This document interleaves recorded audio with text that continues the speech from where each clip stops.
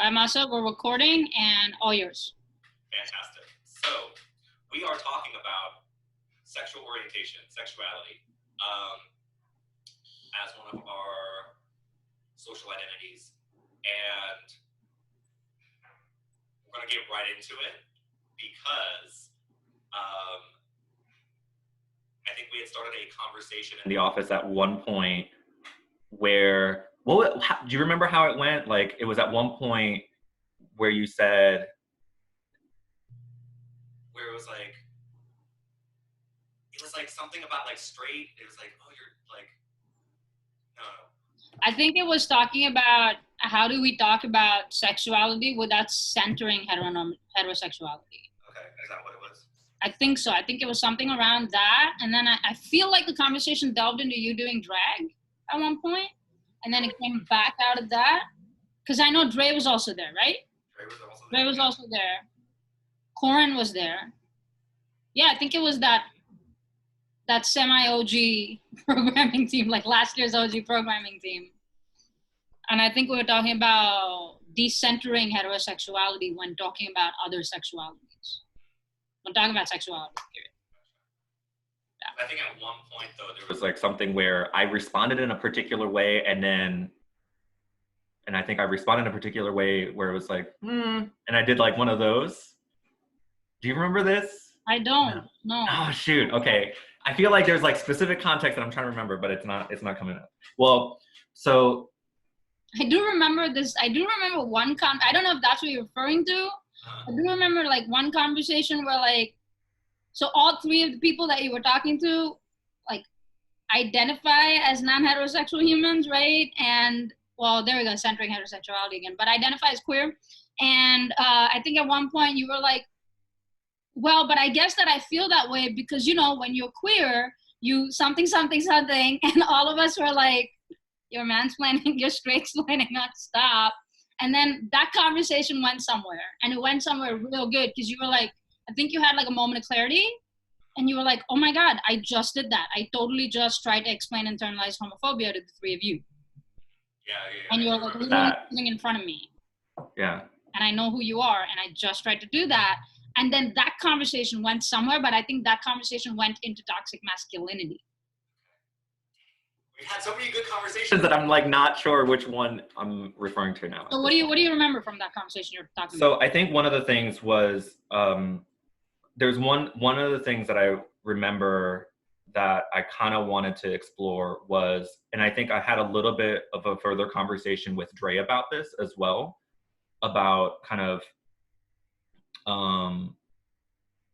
like what does the spectrum of different sexual orientation identities, right? And how, for me, one of the things that I've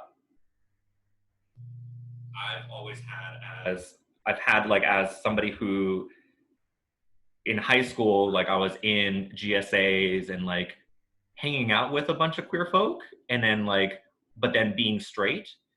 And then at the same time, this identity of being straight, what does that, again, kind of the centering of the heteronormative aspect of things, right? So I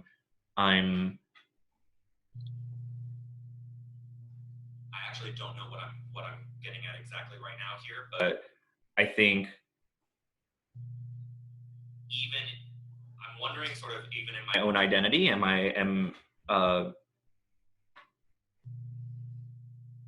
what does, I think that was, thank you so much. I just got it. No. This is the question. Okay, this is the question. This is the conversation. Okay. Because I feel like there's a lot, I want to hear from you on this. I think, yes, it's totally related to centering heteronormativity and heterosexuality. In sharing identity, I think this is the same thing also with like gender as well, right? In terms of when we're sharing pronouns, and a lot of times the idea of the binary, right? He and him and her pronouns her, she pronouns being normative. And it's like, oh, like, of course, you don't have to share your pronouns because we're assuming that you are on the binary. And then like kind of making it so that folks who are non-binary have to share pronouns, or who are trans have to share pronouns, or it's like there's this sense of, right? In the same way, the idea of not sharing identity as being straight and saying I am straight, or saying I am straight, and like, where is that coming from? So for example, if I identify as straight, that kind of, I think, and we had a little bit of conversation about this, of like almost this sense of like this apprehension or aversion to claiming straightness, almost to saying that I'm straight, right? Do you remember this conversation now? I still don't, but keep going. I remember this conversation with other people. I don't remember it with you. No.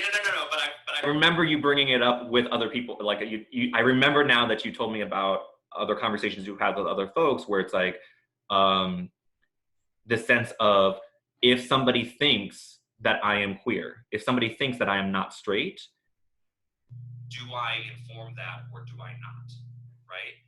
And when I don't inform that, I remember, right, as somebody who is straight, what is that doing? What is the impact of that? Right. What, and then also, where is that coming from within me to not clarify my own identity? And why, so basically what is the intention, but then also like, what is the actual impact of this? Well, also like, what is the intention, right? Like, I can't grasp an intention where I can be like, I understand your intention. That's totally fine. You're a straight person, but you wanted us to think you're queer. What? You know what I mean? Like, I can't, I don't know that I can, that I just don't know that there's a... So let's start with impact. Political intention. Let's start with impact. Okay. What?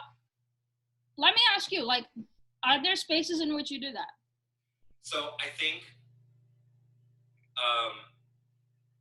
so now I remember now the specific context that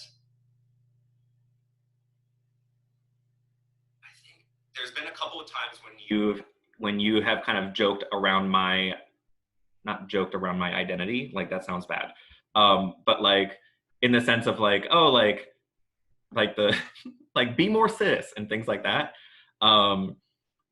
It's Masa, that is an allyship request. Yes. I understand. Poking fun at your identity, that's me. No, it's not. I know. Gender man, can you please show up for me? Yes, I know. What the hell, man? If anyone has poked fun at you for your identity, no, it's not. That's what I'm saying. It's not the same. I'm not saying that. I'm just. Here's the intention space. When we play assumptions game, it is very rare that our young humans think that you are straight. Yes. And they are hardcore coming from a place of love on that.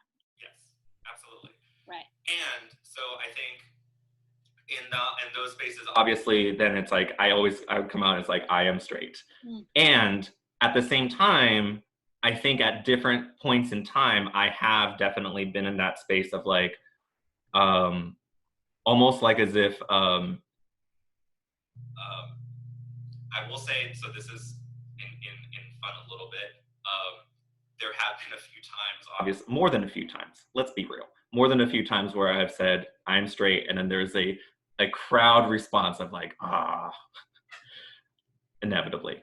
Our kids love the LGBTQ plus community. Absolutely. Absolutely.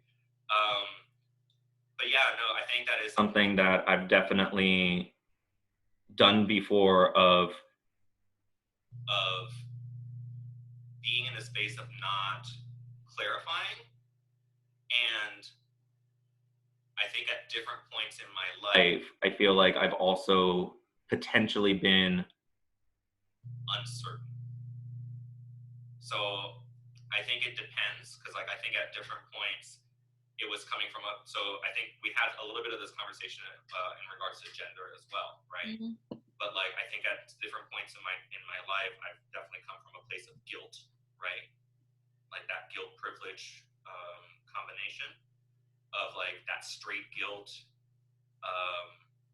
piece, and then being like, I don't want to embody, this identity that is so privileged, but that in and of itself is that privilege. And then I think at other times I have explored my own sexuality and my own sexual orientation in such a way where I kind of like didn't really know, like I'm like, I guess I'm like what should I respond? So I think for right now, definitely I think I respond as straight. And then I think I've gotten my answer down for, like, for example, for Assumption's game, it is I'm straight. I'm also continuing to explore. And I feel like that feels more authentic to me because it's like, this is clearly my identity. And also the privileges that come with this identity and all the things that are part of my reality. And at the same time, I know from my own experience, and this is kind of the thing where I also feel a little bit like, is that that's another layer of privilege as well, is the privilege of exploring, right? In a way that feels very, very safe, that feels very, very, that I don't have to commit. So there's a lot of things there that I am still kind of struggling with. I'm still kind of like figuring out like, what is the way that I authentically explore my own identity, but in a way that does not co-opt other people's identities, like that doesn't intrude on other people's spaces and their identities in the same way that, exactly, like if somebody says, are you queer? And it's like, I'm going to leave that up to you. And then it's like, why am I doing that? Why am I trying to push myself into a space that I don't belong in? Am I trying to be part of a community that I am not actually a part of? Right. So I think that's kind of where I'm at, but I want to hear a little bit about sort of your experiences with folks who, with your own experiences with being in spaces where people are doing that, and then also like what, I know this is maybe coming from, this is an all over the place question, but how to navigate people exploring their identities, especially folks who have a lot of privilege, in terms of, again, kind of like cis privilege, or in terms of the spectrum of privilege in terms of sexual orientation and identity. Right. Well, we're talking about a lot of different things, right? Like there's some overlap between gender and sexuality that we're talking about, and I think it helps to understand. I don't think we need to separate the overlap, but I think it helps to understand where the overlap is coming from as well, right? So yes, you have your cis privilege. You have your cis privilege where it comes to gender, and then for those humans who, how to explain this? There are humans who have their cis privilege when it comes to gender, but there's sometimes their cis privilege erases their sexuality, because as per your sexuality, you are expected to look a certain way. And that is erasing of who they are, right? So if somebody is a cisgender woman, right, and also performs a high level of femininity, then there is an automatic mainstream erasure of her identity as being queer, and she has to constantly reinforce that identity in order to be taken seriously. Same thing with cisgender men who are like hypermasculine, if you will, are expected to be straight because of their masculinity. Women are expected to be straight because of their femininity. There is overlap simply because of how those two communities have coexisted together. And there has certainly been some overlap in how humans perform their gender based on their sexuality, but a lot of that also has been previously informed by heteronormativity. There is now more agency in that queering, right? And again, it depends on which culture you're talking about. You know what I mean? Like, it's not uncommon for women to dress masculine in certain cultures, in the South here, for example, right? Because it's simply convenient. Doesn't mean they're anywhere on the spectrum. They could totally be on the binary, right? So there's a lot of overlap. It's not like an easy distinction where you can be like, this is what a lesbian looks like, this is what a cisgender woman looks like, this is what a cisgender man looks like, this is what a trans man looks like. There is no such definition. There are no such boundaries, right? You know when you know, and if you should know, right? It's not your responsibility. It's not your liberty, not even responsibility. It's not your liberty to guess. And that is a privilege that you certainly don't have. Like nobody has. You know, you don't, assumptions are not always the most beneficial. And sometimes I'll joke and say, I wish people assumed my sexuality because I perform my gender so intentionally, but you can see even how that is so misinformed. You know what I'm saying? Like there doesn't have to be a correlation between the two. And saying that in itself, even when I joke, saying that in itself creates that automatic necessity for correlation. I only say that because I do not like being assumed as anything other than a lesbian. You know, like I take offense to being assumed as anything other than a lesbian, just because it's taken such a long time for me to build into that identity, right? So that's the only reason why that happens. But like I said, right? So we have to understand that there is overlap. First, understand there is overlap, then understand the multivarious ways in which there can be overlap. And then after that, just give into the universe and say, I'm never going to understand all the ways that there can be overlap. I'm just going to take it as it comes, you know, and let people inform you as and how they see fit, right? So that's like with the overlap between gender and sexuality,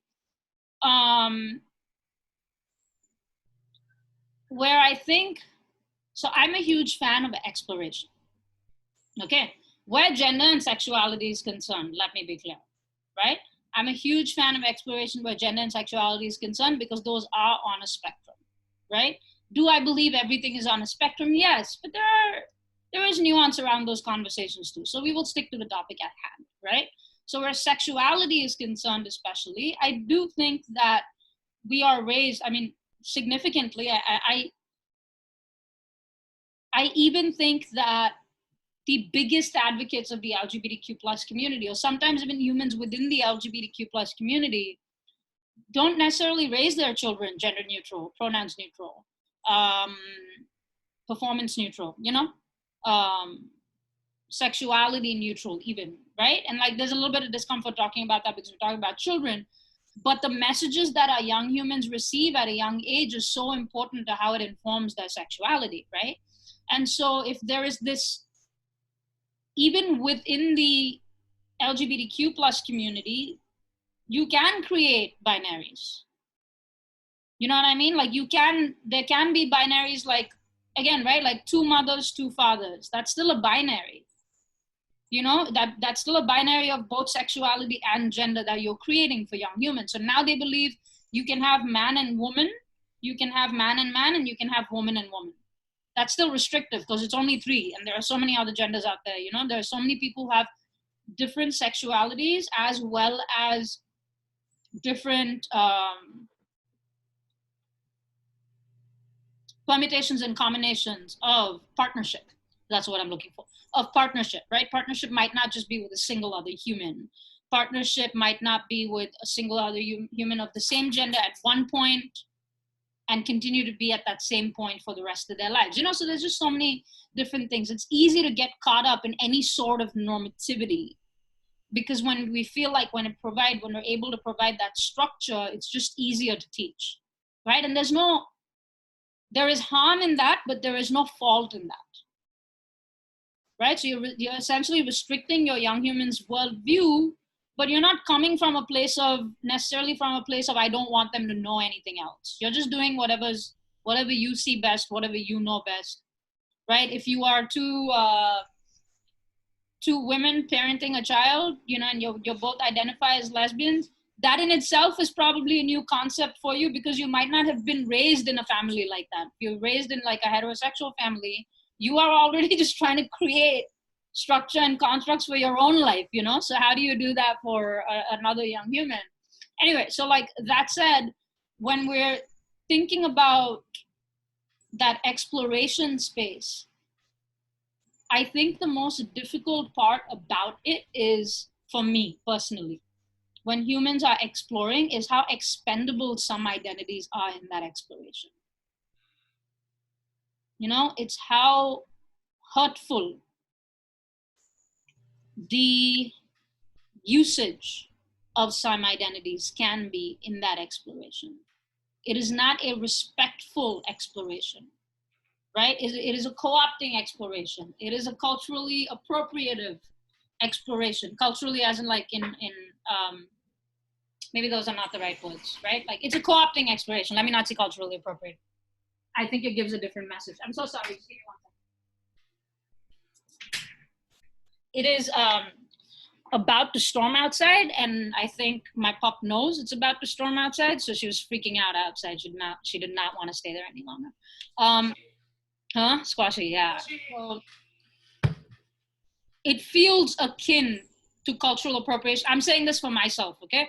I'm not saying in the larger context of what cultural appropriation means, but it feels akin to cultural appropriation. When I see my culture being culturally appropriated, the feeling that it gives me, it makes me feel like that. That is the anger that I experience. That is the discomfort that I experience.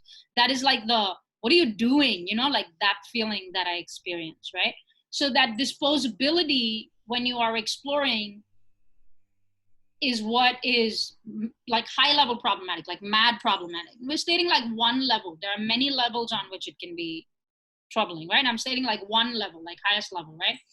So for me, like that is the biggest thing. When I hear my straight women friends say things like, well, if I wasn't with my partner, with the partner that I am with now, I'd probably try women. What is that? It is incredibly sexist for starters, right? I probably try women. Could we be any more objectifying of the gender, you know, of another gender, right? Of a gender, another gender, right? We are not a last resort, right? Like any gender, any sexuality is not to be assumed to be a last resort. It is not it's not a fun fest, you know, it's not taking a vacation in gayland or queerland, however you want to see it, right? That usage, that being used, you know, even when there is, I think there's, for some queers, there's definitely agency. We know how to practice agency. We are well aware that there are folks like that out there, right? So very much like, oh, you're just trying this because, my experience, you just want to try this because you're getting married in another week to a man, right? So you want to have some fun before that happens, right? So you're giving it a shot. You have no dedication to it. There's no commitment to it. You're not actually exploring any identity. You're just having fun. You know what I'm saying? All of that, you know, when you know that that is what it is, it certainly makes it, I mean, from my experience, it certainly makes it easier. It just doesn't take away that thing of the use and throw piece of it. It just doesn't take away from that. It's very apparent because it's very apparent. No one's hiding that, right? So even though it's in the open, and I'm the kind of person who's like, as long as I know I'm good with this particular thing, even when I know and I engage, I'm not necessarily good. You know, no, I mean, I'm assuming, I know that I don't like to be used for anything, right? And then I think for a lot of other folks who also will take, I've seen this happen in the last few years, and I've questioned humans about it to understand it better. There is this certain trend of, once queerness became a thing, because it became a thing at one point, it started trending, right? When it started trending, I feel like everyone who made out with their best friend in high school was suddenly queer. You know what I'm saying? And it's like, it relegates sexuality to sex or physical attraction and nothing else. You know what I'm saying? It's not, my sexuality is not, even to a certain extent, when we would do safe zone trainings and stuff like that, we would define it as a lesbian. And I keep saying lesbian only because that's how I identify. Okay, that's why, like, I'm not saying any other identity, so that it's what I know best, you know? So I'm coming from my space. With sexuality, we would say a lesbian is a woman who is attracted to another woman, who's attracted to women, you know? But we would never specify what kind of attraction. So when like two humans are talking, we say attracted to a human, the first thing that you think of is physical attraction. you know, we would, and it's always about that, right? Like in every conversation that we have around sexuality, everybody wants to know about the physical piece of it. Nobody is thinking about, even in the even in the opposite side of the argument that argue, the side of the argument that argues that anything that's not heteronormative is sin, right? That's the only argument that they're making. Nobody's arguing about us having healthy or toxic relationships. No one's arguing about us supporting each other through tough times. No one's arguing about how any vows we make to each other, whether we're upholding those vows, whether in court or in a place of religion or just between the two of us. No one's talking about the larger context of how queer humans spend their lives with each other, supporting each other. You know, like that larger context is missing completely. It's always about physical relations. It's always about sex. You know what I'm saying? So I think like that is the larger narrative. And when it comes down to it, an exploration is purely about that, but it's not,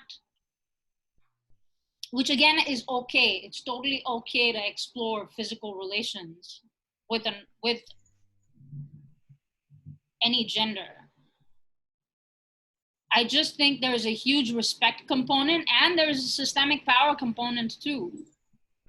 You know what I mean? There's a lot of difference between a straight woman wanting to explore her sexuality with someone who has been queer and had all the struggles of being queer. And there's a huge difference between that person exploring their, I'm trying to show you the systemic difference, right? There's a difference between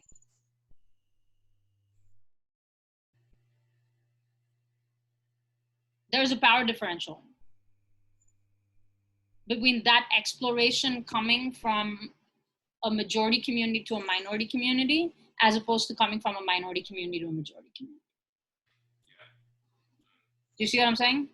Yeah, and I think that's kind of the thing is like, even to say, yes, no, it makes sense. And then so that exploration has to, and I think what I'm hearing you say is that like the exploration itself is not that it's inherently bad. It's just that it's because there is that power differential and that power dynamic, there has to be responsibility and intent, like careful intention in that process. And a lack of entitlement. There's a lot of entitlement when it comes to that. I should be allowed to explore my sexuality. I should be allowed to be in these spaces. Like, you know, like I will come into these spaces.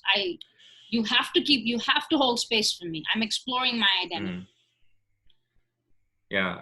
I think this was kind of like a conversation too of like thinking about, you know, going to like gay clubs or to like Pride, places that are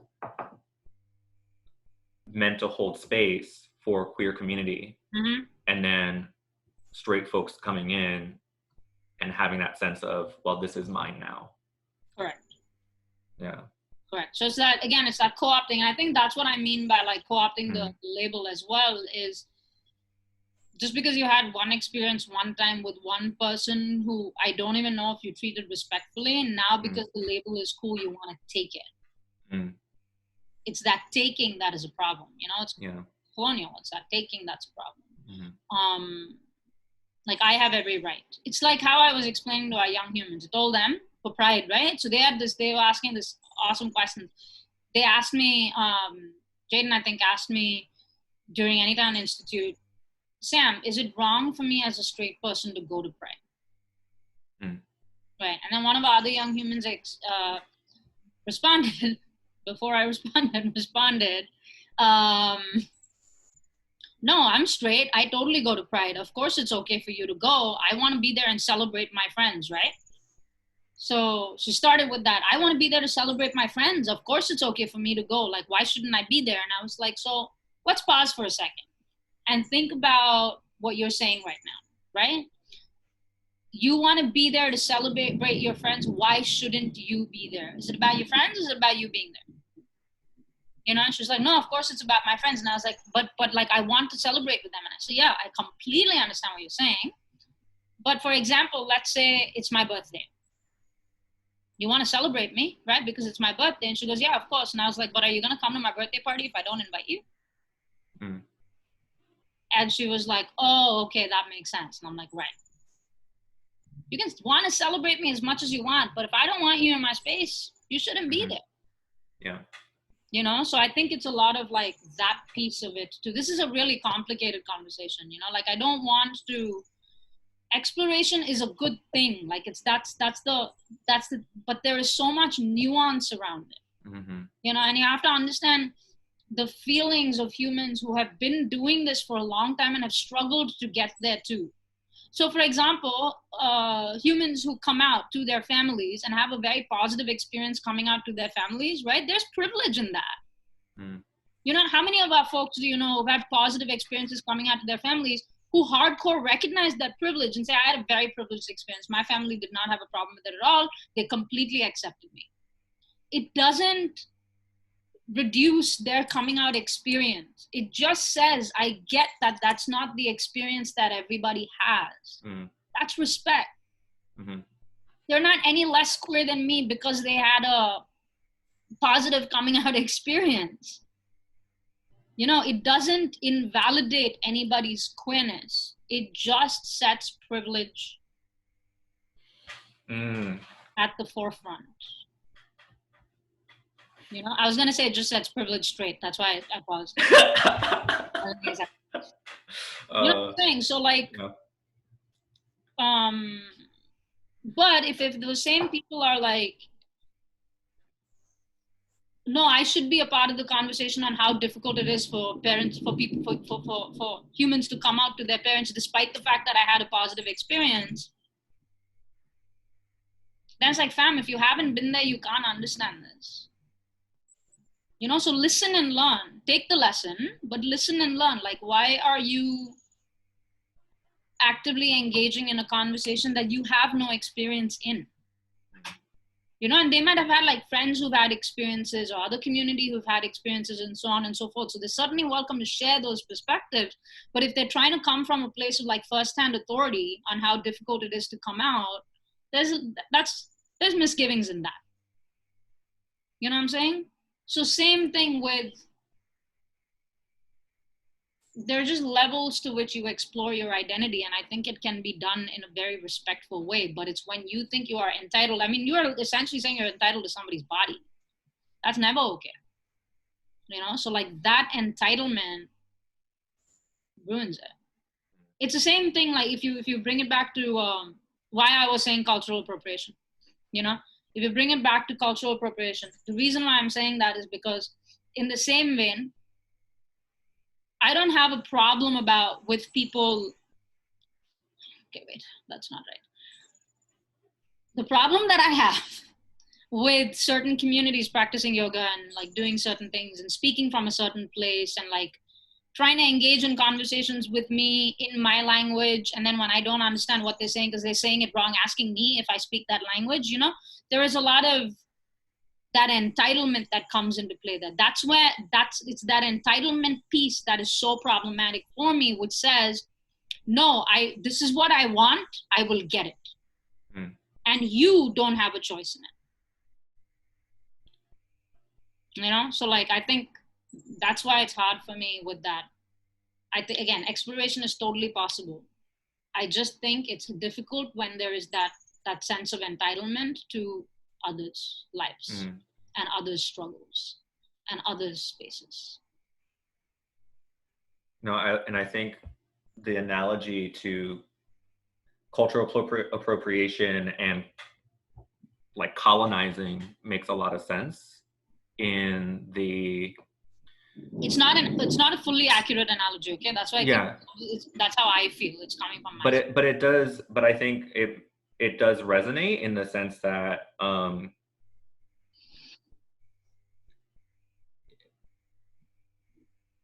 there is a lack of humility in that process.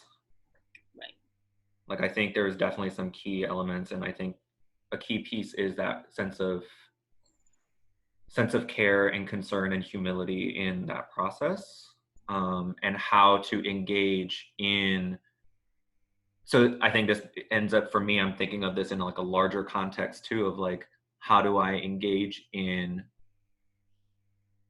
meaningful exploration of my own identities in a way that is recognizing my own privilege and having humility and having caring, concern, and respect for people, you know, for other people in their communities and their identities. I think first step is you have to be open to it. I know that exploration is a little bit scary for you. There are other things you're dealing with now in that space. That, I mean, you may not want to share. I'm asking. I think. Let me rephrase that question. Yeah. If you want to answer, what is your biggest fear in opening space for exploration of your identity, of your sexuality?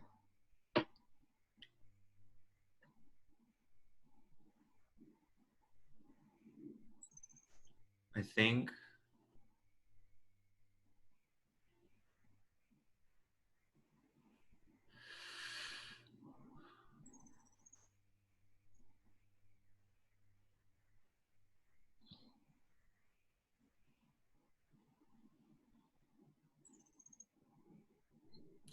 so I'm trying to, so even in trying to answer that question within myself, I'm like, ooh, like I'm already noticing like privileged responses in my own head.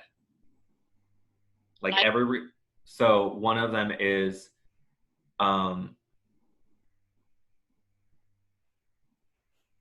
so I think one of them is about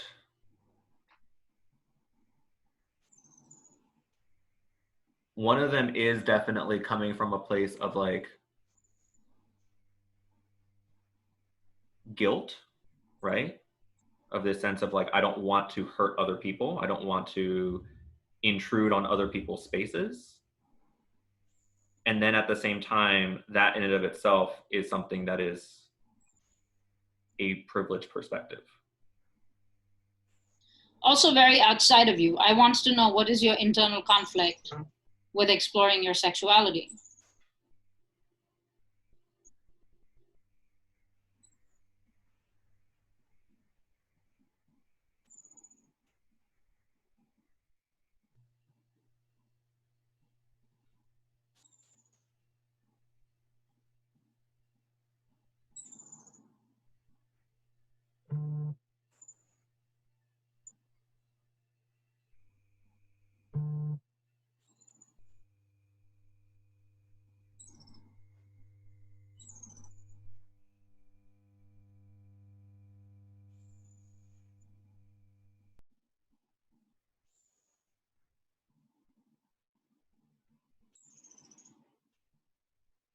Not sure.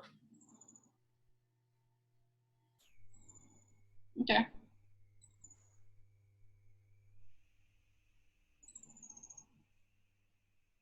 think. Have you ever been attracted to another gender? To another gender? Yes. That's not women? Yes.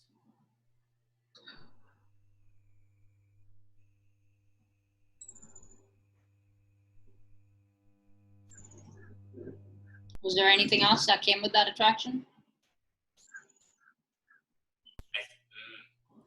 There it is. Why are you good at asking these questions? So I think because at different points in my life, yeah, there was a lot more internalized homophobia that existed way back in the day. And so definitely that's something that came part and parcel. Do you have that today? No, and I think today I feel like it's different, but at the same time, I think that fear of that homophobia, if that makes sense. So you're afraid of recognizing that you might have internalized homophobia? You might still have internalized homophobia? Maybe that is it. So it's like very a step outside of a step outside. Tell me more about the internalized homophobia that you had when you were young. So I think like the first time I ever heard the word gay that I can remember was, I want to say I was in second grade. Was it second grade? Maybe it was third grade. And I remember we were singing a song, and it was like the Johnny Comes Marching Home or something like that. I don't know. It was like a old marching song or something. Mm-hmm. And it was the line was, and we all feel gay when Johnny comes marching home. And then the entire class started laughing and were like making comments, and like I had no idea what was going on.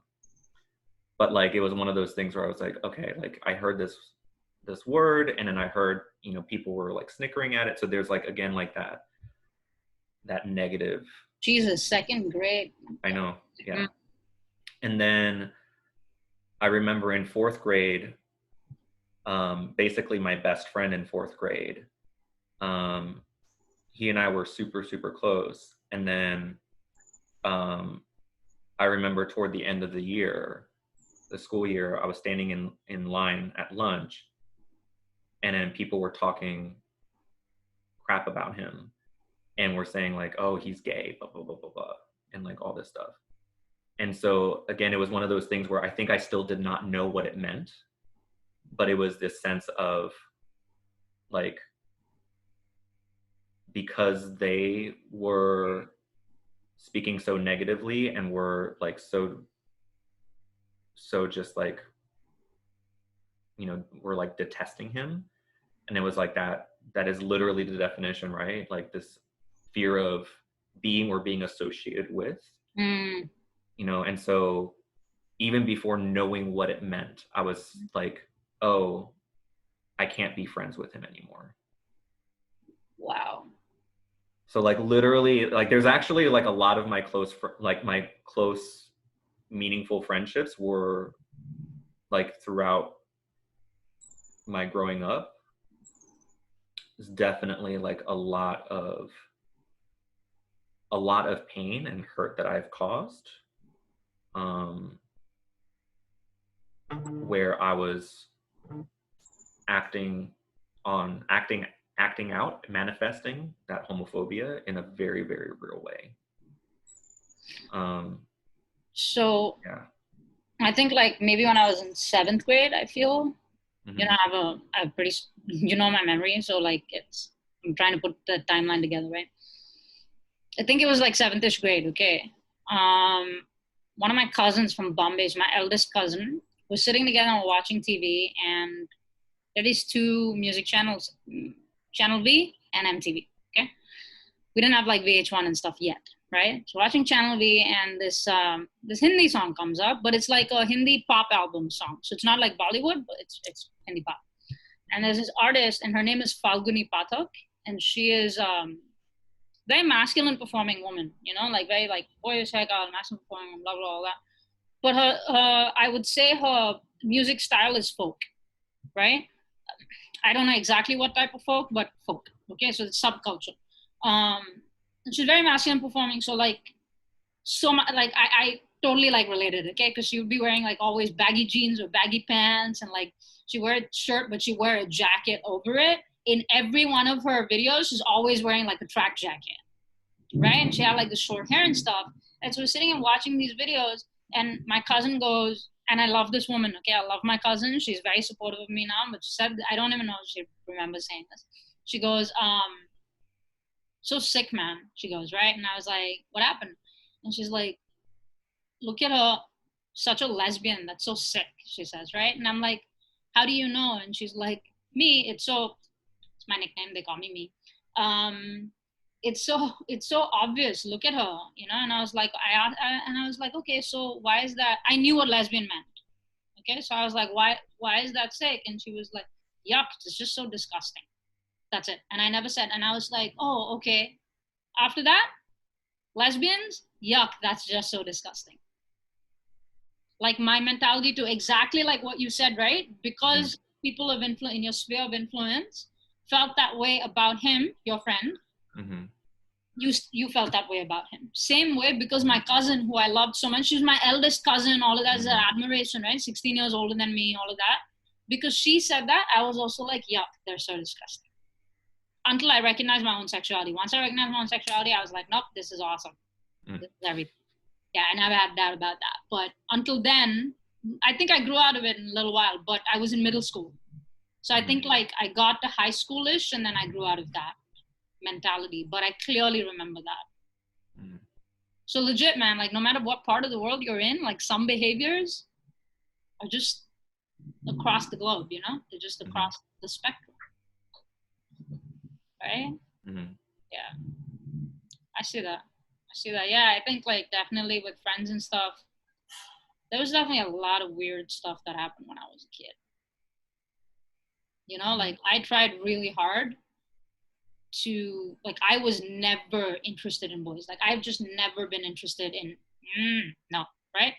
And when I was younger, I always thought it was because I was young, you know, like my friends started dating when they were in the 7th and 8th grade and stuff. And I was always like, but I'm so young. I don't want to, this is ridiculous. Like, why are we moving so fast? Like, I was a very mature child too. So I would analyze a lot of things.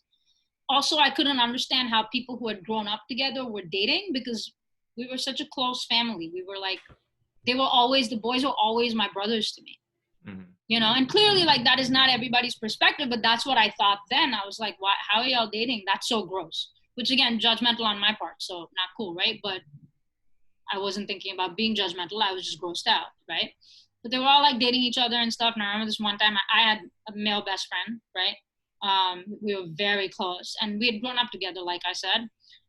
But I was, even at that age, even though I didn't know that I could be classified as anything else, I was so worried that people would think I was weird because I didn't at least have a crush or I didn't like someone, or because everyone was always talking about who they liked, typical like middle school, high school stuff, right? So I made up that I had a crush on this dude.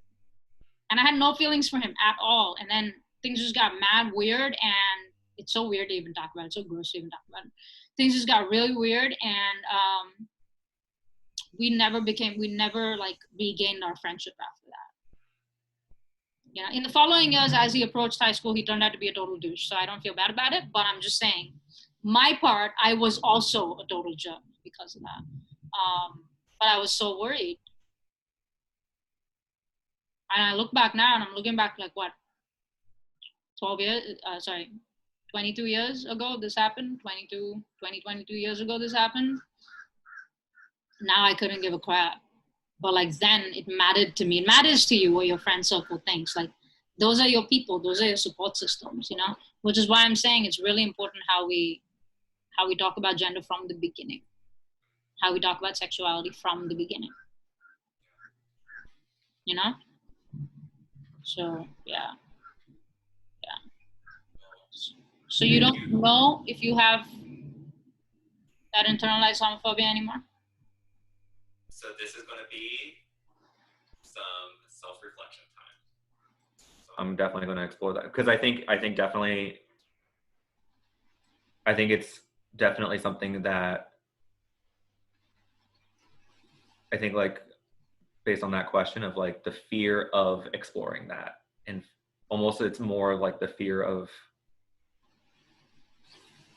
facing the things that were there in the past for me.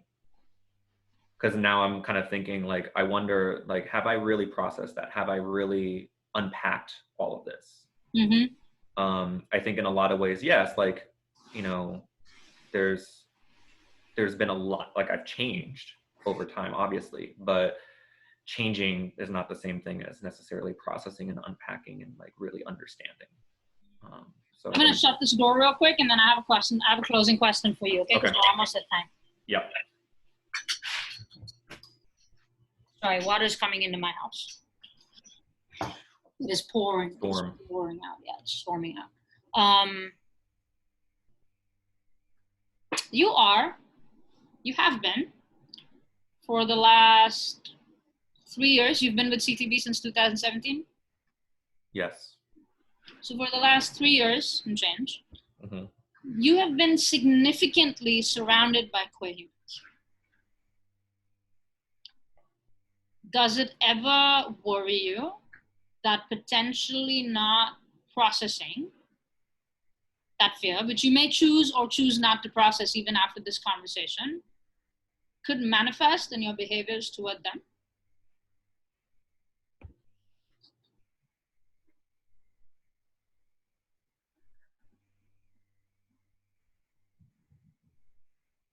I can see Yeah. how it could.